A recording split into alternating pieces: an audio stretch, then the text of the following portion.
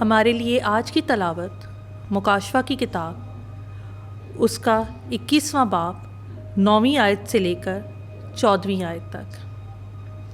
اور ان 7 فرشتوں میں سے جن کے پاس وہ پچھلی 7 آفتوں سے بھرے ہوئے 7 پیالے تھے، ایک آ کر مجھ سے مخاطب ہوا اور کہا کہ آ، میں تجھے دلہن یعنی برا کی بیوی دکھاؤں گا۔ اور مجھے وجد کی حالت میں ایک بڑے اور اونچے پہاڑ پر لے گیا، اور اس نے اس مقدس شہر یروشلم کو آسمان پر سے خدا کے پاس سے اترتے دکھایا۔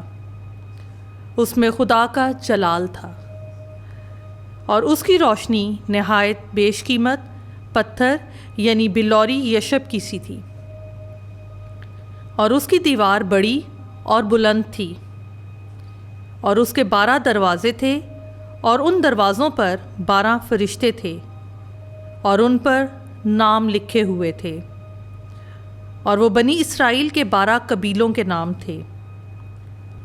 مشرق کی طرف 3 دروازے، اور شمال کی طرف 3 دروازے، اور جنوب کی طرف 3 دروازے، اور مغرب کی طرف 3 دروازے تھے۔